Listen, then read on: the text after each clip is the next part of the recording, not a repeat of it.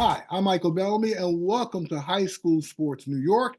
Joining me this week is Vinny Giles, coach of St. Peter's Track and Field in Staten Island. And I'd like to welcome you, Vinny. Yes, thank you. Thank you for having me aboard. Give us your background in track and field. I know you've been around the game for several years, but let's go from the beginning and how you got. Yeah, well, I want to take it one further. I started running track 1979 at Susan Wagner High School, graduated 1983. Started coaching at Curtis High School in 1988 to 1998. Then I started coaching at St. Peter's Boys High School from 98 to about 2007, somewhere around there. And then I was coaching with the St. Peter's girls simultaneously from 2002 to 2009. Then I went over to Port Richmond High School, the Lady Raiders, and coached there for about 3 years. And then I finished up in the last few years at St. Peter's Boys High School. How much has the game changed over the years since you've been involved? Um, the game, I think, is more coaches, more knowledgeable. There's more information about coaching. I think New York City is a little weaker than it was in prior years, like the early 2000s and the 90s and the 80s. PSAL, Catholic School, was super dominant. I still think there's dominant runners, but not as strong as it used to be. There's more information out there. I don't know if kids have lost a little bit of focus due to social media and other things that they could get into online, that they pretty much maybe want to be gamers and game online. I think it's a lot less focus with kids. All right. In terms of the different meets that are coming up, I mean, and the facilities overall, let me go with the facilities. The Yes. facilities have gotten better here in New York City. Yes. You have the one out here in Staten Island, you have Ocean Breeze, and you Yes. also have the Armory at Washington Heights in Manhattan. Yes. Well, what happened through the years when I used to run at the Because, Armory? because I ran track a little bit, and I can remember the splinters The in the splinters. wooden floor at the Armory. That's exactly what I was getting ready to say. When we ran, it was a wooden floor. Splinters, remember, it was a homeless facility. They used to have to move the beds before they did the track meet. Then I think David Dinkins in the 90s, I'm not positive what year. I think he gave money to the facility. They upgraded and put a nice Mondo track, rubber track down. Was flat though. 99, they elevated to a bank track and made it more of a professional facility where New Balance and Nike and things like that would sponsor. So it became the hottest track on the East Coast, no lying. I mean, every single meet, week after week, was like the national championship. It was very hard to get a medal because you had to run absolutely fast. I remember Florida coming up, teams from Virginia coming up, Maryland, coming from everywhere just to run and see. One of the California coaches came and he said, yo, we wanted some of the action. We was online, mile split, and we're watching what's going on at the Armory. We wanted a little piece of that, so we came. So it was hot. And I remember the Hispanic games one year, I was a little nervous. I thought the facility would cave in. It was so packed. Mhm. Kids all over the place. The meet ended at 1 a.m. in the morning. So the meets now, how would you look at the meets now compared to then also? Well, Are they less competitive? they're less competitive because there's Staten Island's Ocean Breeze, which was probably built in 2013. I think they finished. So since then, the competition is split up. And then the down south has some brand new facilities as well. So there's no need for them to travel up here.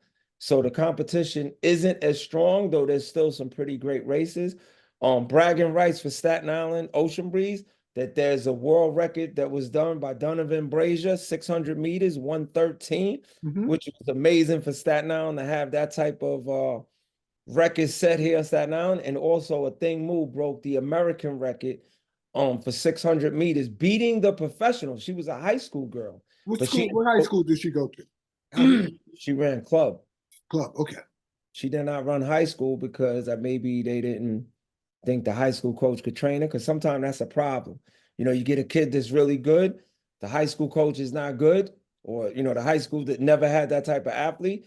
So you got a decision. What are you going to do? So sometimes they stay with their club coaches and they take her to college or open events to race.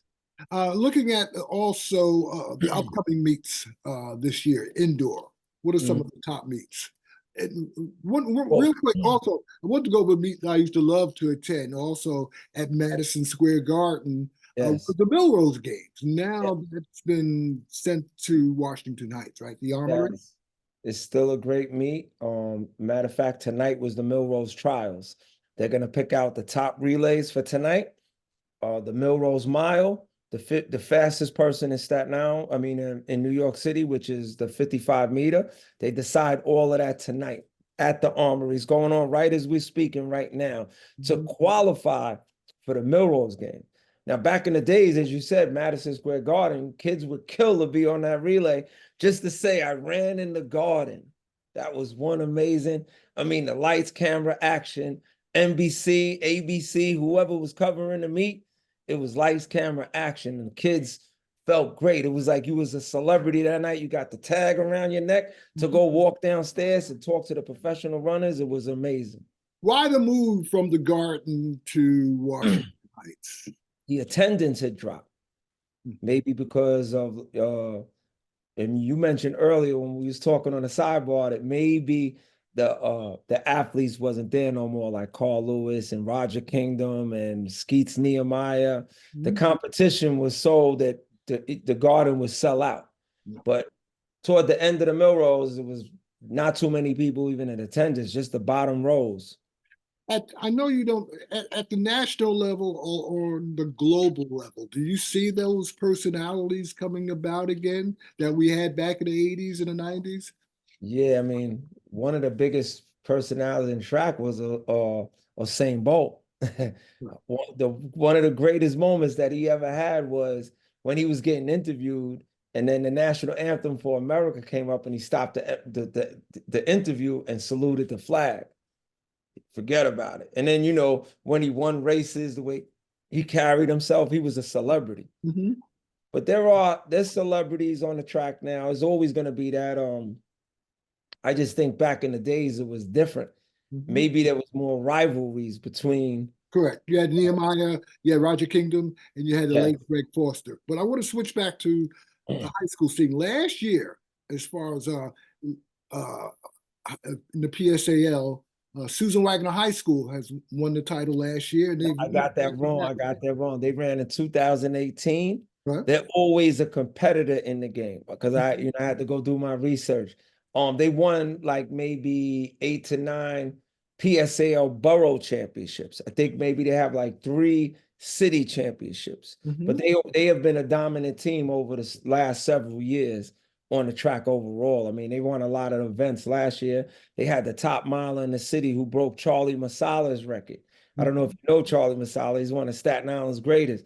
But this kid, Joe Perazzo, broke his record. He also broke 9 for the 2 mile, Hmm. which is phenomenal. He's running at the University of Florida right now. Uh, in terms of Susan Wagner, did they win it last year or No, last year they didn't win. they I did? looked that up. Yeah, Okay, they okay. missed out. Yeah, I looked that up. But I thought they won last year. They won, they've been winning the boroughs for about maybe 8 years. Mhm. And the city champs, I think they got about 3 of them. And Um, when we look at some of the different events, let's go over some of the different events as well. We have the 55-meter hurdles, 60-meter hurdles. Let's go over yeah. who's competing at that level right now in terms at the high school level. It's not a strong event. I went back and looked and I seen they was winning on both the PSL and the Catholic school side. They was running like 15 seconds. But when you get a kid running down at 13 seconds, 14 low, that's really running. So it seems like the PSAL has been weak in pretty much all the field events. Mhm. Not a powerhouse as it once was. Are you talking the field events like the Long jump, open, long triple jump. Yeah, it's decent. Not saying not scrub like, but not at a high national. None of them kids are gonna make the national finals. I Catholic? actually went back and looked at it because I wasn't around, so I had to do my research. Yeah. Last 3 years, I've taken back from track because of my job, but now I'm retired, so I'm back in the game. At the Catholic level. Same thing, Catholic school, they're about even. Mhm. PSAL might have a slight edge over the last few years over the Catholic school, but I don't know if it, I feel like the pandemic had a lot to do with it Mm-hmm. because it was restrictions. You had to run with mask on. You couldn't go to a lot of meets. You couldn't travel out the state. So I think the pandemic had an effect on track as far as the numbers, but I think there's still good athletes out there. But I think the numbers dwindled down. And not only that, I think the phone, Mm-hmm. I think social media, the kids' attention is a little different. Right. They're And, still great athletes, don't get me wrong. I just think the volume is different. The amount of kids that are good. in terms of our viewers, if I'm looking to attend a particular meet this weekend or upcoming weekends, what is your advice? What would you We're tell gonna have people? the Ocean Breeze Invitational. The Milrose Games, obviously, is probably the best meet you would want to attend, which is going to be at the Armory. Mm-hmm. Um, New Balance Games, which is usually at the Armory, and then you got your PSAL City Champs, and you got your Catholic School Intersectional Championship, which is actually the Catholic School State Championship. Mm-hmm. Okay. All right. Intersectionals, even though it's New York City, but it's actually the state championship. So those are coming up. Those are coming up in late January, early February is mainly the big meets. Right. And Milrose is coming up in In March. February. What Yeah, about? no, Millrose come up early February. Mhm. Okay. But the tonight was the qualifier. Time is qualifying for the Milrose. Yeah. Uh, is there any particular athlete that we should focus on in terms of in I can terms say of right here in Staten Island, we have the best 800-meter girl, Caitlin Cleach. She ran 208 last year as a freshman. She ran a 454 mile Mhm. indoor last year. She ran 1,000 and 255. She's definitely one of Staten Island's greatest already. And she's one of the best in New York City. She is the best 800-meter runner in New York City, PSAL and Catholic school. Mhm. What about boys? Boys, I'm going to give Staten Island the edge now because we got a freshman that he could run with the best kids in the city, if not the best. He ran 651 opener in his first meet, which puts him like third or fourth in the all-time Staten Island 55-meter list. But I Mhm. think this year he's going to be one of the best in New York City. Right. And you also spoke to me about a kid named Corey Brown. Corey Brown, that's who I'm speaking of. I just didn't use his name. He's Okay. a freshman, Corey Brown from Tottenville High School. Is track and field getting those top athletes to come out? Is there a lack of that? Are they going more towards football and basketball? I think we get the athletes, but it's a struggle. A lot of times it takes like 3 years to get the kid to realize how good he is in track because he's so focused on football or basketball because these are the prestigious sports. Track, who goes to a track meet? But the parents and the kids that run themselves. We don't usually have a spectator base unless it's the Milrose games. Mhm.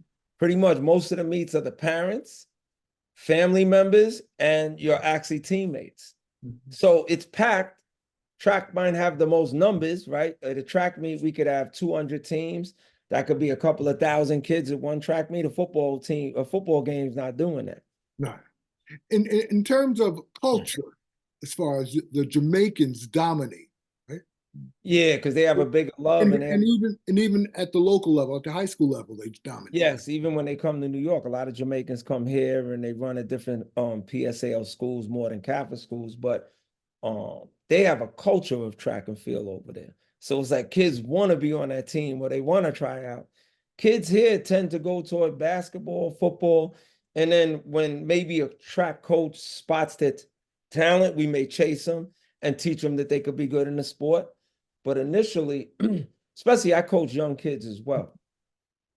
So what I find is when you have youth track teams, there's more girls on the team than boys because Mhm. boys tend to go toward baseball, basketball, football, soccer. Girls go toward soccer too, but there's more girls running club track than boys. And who are some of those? Name some of those those track clubs. One of the biggest clubs in New York is Central Park. Central Park. They have the biggest track club. And then there's Ocean Breeze has a track club. They have about 200 members Mhm. on their track club. So when they started the facility, they have their own track club. My track club, the camp, and then there's just several track clubs throughout the city. But What about what about the Adams? Do they have? nah, they don't exist no more. They were Mhm. they were the greatest club. They Mhm. didn't have big numbers, but they had the athletes. So Mhm. to be on the Adams team, I mean, the young girls could run with the top girls in the country. They could run with the college girls when the Adams teams was that good. Mhm. Remember, I think I'm not positive, but I think Diane Dixon might have been on the Adams track club. You know that name, right? Yeah. Yeah. Oh yeah. Oh yeah. Oh yeah. Oh If yeah. she wasn't on the Adams track club, but she was that individual club runner. She Mhm. didn't run high school. Mhm. But some of them kids are so good they don't run high school because some of the high school coaches can't train that level of athlete. In terms of field events, I think I don't know if we got into that too tough, but in terms of the pole vaulting, the hammer throw, you know. Well, I did my research earlier a little bit about the events, and I mean, what I seen was just good marks, nothing outstanding, nothing that I would say, whoa, that kid jumped 24 feet 10. I didn't see that. I seen like 22 feet. I seen the shot put like 40 something feet. You know, here on Staten Island, we at 64 feet. Mm. You know what I mean? 64 feet is going to always be up there. You throwing in Mm. the 60s. What I seen was high 40s. Mhm. Girls, I didn't see nothing that stood out. And I went through a couple of the meets. Mm. So I don't think in New York right now we have that high level Is that field. mostly a West Coast thing, a Southern thing, the field events? Could be a Southern thing. I mean, you know, the Southern thing is with the sprints, the 100, the 200, maybe because of the weather. Mhm. And I think up here in New York, we do a little bit too much indoor season. You find out Texas and them don't run indoor. They just train, and then they race. So probably when you're training, you're depositing money into the bank, right? You're doing the work. $100, $200, $500, $600. Now your account's up to 10,000. But Mhm. every time you run a race, you're taking out 1,000. No. It's taken from the work you put in. So I think when you don't run indoors, you kind of just build up that savings account. So now Mhm. on the races that I think New York, we're always taking money out. So by the time outdoors come in, our account is depleted and we start putting money back. But those kids down south are getting ready to run. Injuries. Do injuries take place a lot also? That's part of running Right. because running is not natural. It's not natural to do an 8 mile run. It's not natural to sprint, 6 times in a workout. So injuries come with the territory. You have some major injuries, and then you have some smaller injuries that you got to learn how to train through Mhm. and take care of it and go home and ice it, such as tendonitis.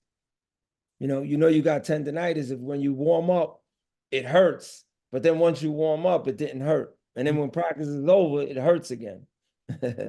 That's one of the signs, but that's a minor injury. Right. In terms of, so we're looking at, we discussed basically 55-meter hurdles, 60-meter hurdles. Those Yeah. are New York, are those New York events, would you say that were the Yeah, I would say athletes they're New the York events. world? I just think in the last few years, I haven't seen the complete dominance in those events. Like I said, Mhm. maybe because of COVID. You Which know, borough, which borough is also one of the strongest boroughs when it comes to track and field here in the city overall? overall, I think all the boroughs are pretty equal. I think Wagner has showed dominance over the last few years in the PSAL. Hunter College right now is amazing. I looked up the PSAL, like I said, the Catholic school is probably the toughest league. New York Catholic School, CHSAA, is Mhm. probably the strongest league in the state. With teams like St. Anthony's winning state meets several times, Chaminade. But this last few years, the PSAL is even dominant over the Catholic school.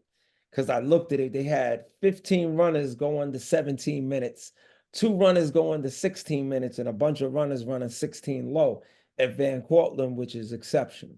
Is that because the facilities have improved somewhat and the athlete also I grow at the think the upper coaches level? have improved. I think the knowledge of how to train an athlete, I think it's more with online and websites, and I think more coaches know about training a little more.